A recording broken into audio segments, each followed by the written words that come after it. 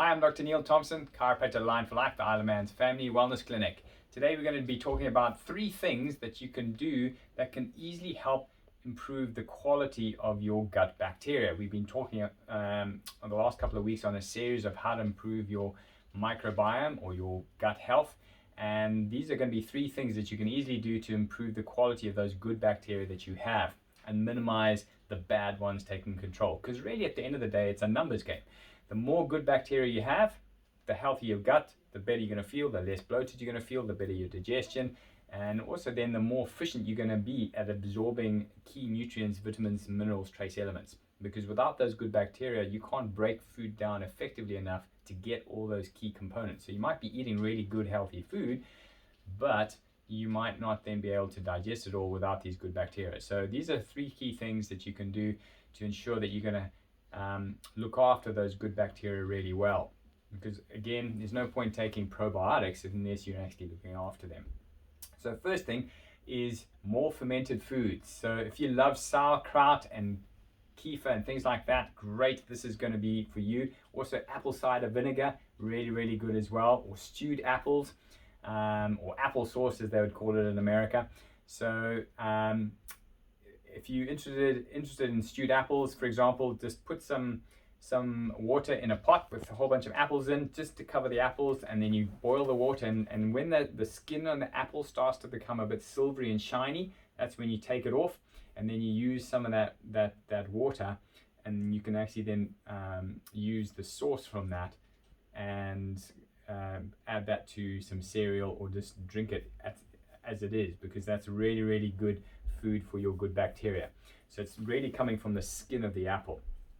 So fermented foods, so again, anything really that's going to be fermented or pickled will be really helpful.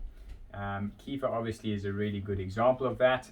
Preferably go for the dairy-free kefir ones that you grow. I know they kind of grow like the triffids almost, and you have to keep control of how fast these things grow. So grow it on coconut milk would be best. If you want to try and find out where to get that from, you can get the actual grains from Amazon. You can get dairy-free, or you can get grains grown on raw dairy, which then can be transitioned very easily into grown on coconut milk, and that is a much healthier kefir grain. So that's a key one. And then just once you start growing them and you sieving them off, and there's lots of YouTube clips that will show you how to do that, just add it to your cereal every day. The apple cider vinegar, really good as well. There's a turmeric shot that I've put on our YouTube channel on our Facebook page a couple of months ago. If you just scroll back on our Facebook page and you look up turmeric shot, you should be able to find that. And there's a great recipe there which includes apple cider vinegar, which is really good for those good bacteria. So fermented foods is the key one. Then next one, also you can just ensure that you're having lots of vegetables. All right. So if you find that raw vegetables or salads really tend to be challenging on your gut, just lightly steam vegetables, still when they're crispy and still when they're full of color. And then lastly, and just out of interest, you should be getting at least 5 servings of vegetables per day and 5 servings of fruit per day. You know, people tend to sort of think fruit is bad, but obviously you're not trying to pick just the fruit that's high in sugar, but there's lots of goodness in the skins of fruit. And as long as you're not just having fruit juice, but you're actually eating the whole fruit, you're not going to be causing your blood sugar levels to spike. So 5 veg and 5 fruit a day is really ideal gold standard that you want to be aiming for. And that gives you lots of fiber for your good bacteria then to feed on and live on. And then lastly, try and minimize the amount of meat that you are consuming. So really you don't need to have more than 2 or 3 servings of meat a week.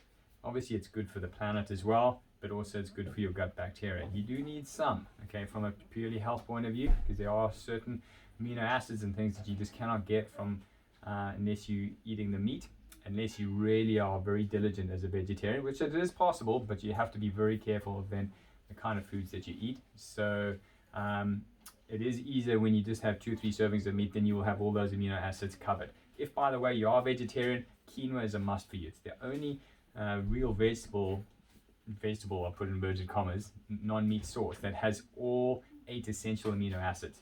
So that's just a key helpful tip as well. All right, so more fermented foods, more vegetables and fruit, and less meat, and that'll be giving you your gut good bacteria a huge head start to getting healthy. Right, that's my top tip for today.